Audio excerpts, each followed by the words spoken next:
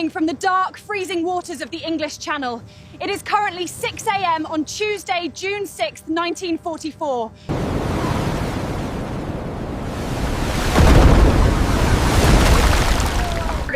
And I find myself standing shoulder to shoulder with dozens of young men inside the claustrophobic steel walls of a Higgins landing.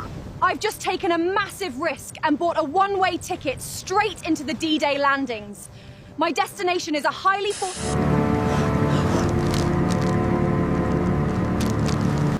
I have to confess, no amount of historical research could have prepared me for the sheer physical misery of this moment. But worse than the cold is the smell. The air inside this boat is an overwhelming, suffocating mixture of...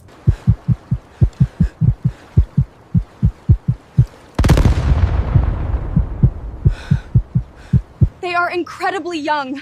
The private right next to me, he looks like he should still be in high school, barely 19 years old. When I asked him what he thought was waiting for us, he tried to put on a brave face. He told me the Allied heavy bombers had already flattened everything at dawn.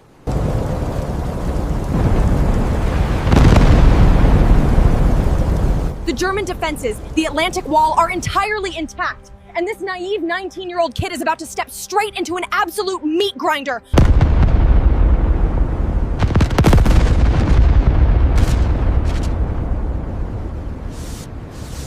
The noise is escalating from a dull roar into a deafening thunder.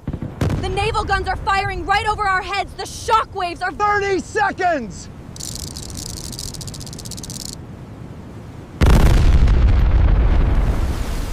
The commander just yelled the 30-second warning. My heart rate is instantly spiking, hitting at least 150 beats per minute.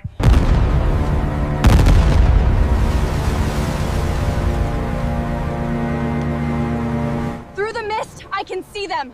The bunkers are entirely untouched, and hidden inside those concrete slits are MG-40...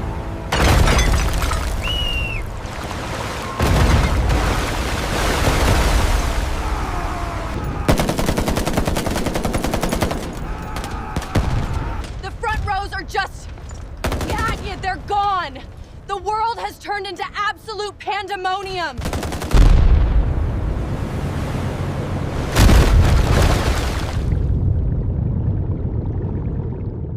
I didn't even think, I just reacted. I dove over the side into the freezing ocean. My soaked clothes and heavy boots are instantly dragging me down like a lead weight. The water all around me is boiling with bullet impacts. You can hear the terrifying, distinct zip and thud of high-velocity rounds tearing through the surf. I am scrambling blindly, trying desperately to keep my head below the surface, crawling on my hands and knees through the bloody surf.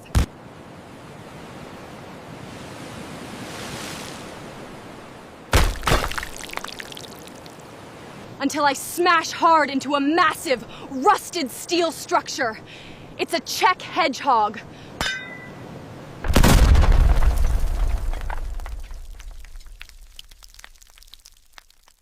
It's the only physical barrier standing between me and a reinforced concrete bunker 300 yards away. I might be a time traveler, but trust, I am pinned behind this cold piece of metal, gasping for air, watching medics desperately trying to drag wounded and screaming men out. Come on!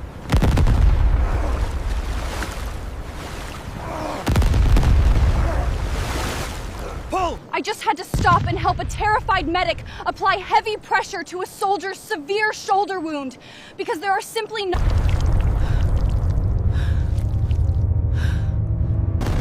The noise is so unbelievably loud and constant that it is entirely disorienting. It's a continuous roar of...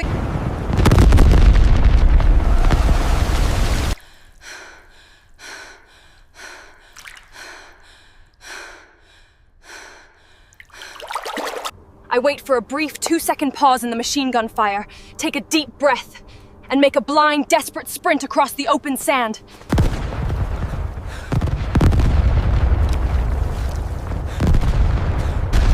I am lunging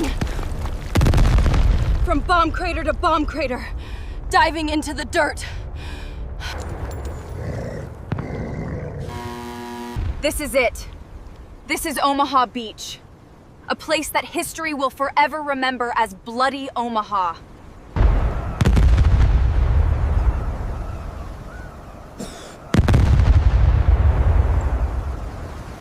thousands of terrified men are trapped right now on this exposed sand. If you stay still behind this seawall, you die from the mortar fire. I am watching a small, dedicated team of combat engineers. They are crawling on their stomachs right through live, undocumented minefields.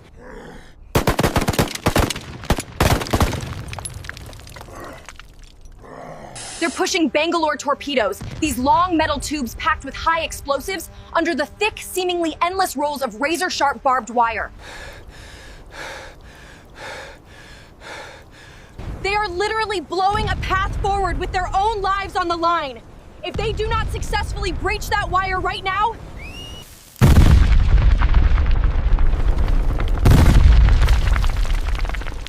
the blast just ripped through the air. A massive gap is blown in the wire. Officers are screaming, blowing whistles.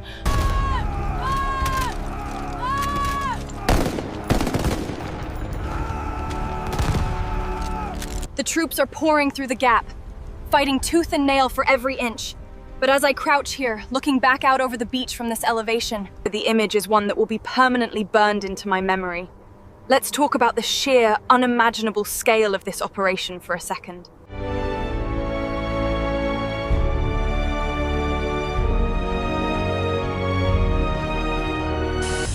Over 150,000 Allied troops are landing across 5 separate beaches today, the largest seaborne invasion in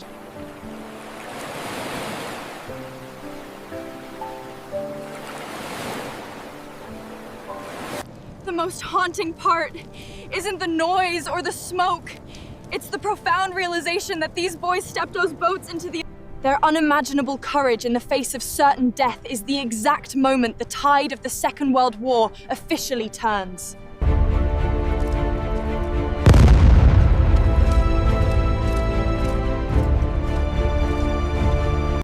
This terrifying morning is the true beginning of the end for the fascist regime holding the entire continent of Europe hostage.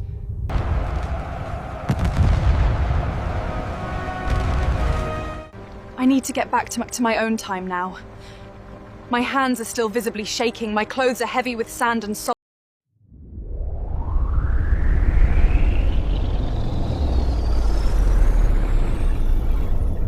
Thank you for joining me on this incredible, harrowing journey to the past. I will see you in the future.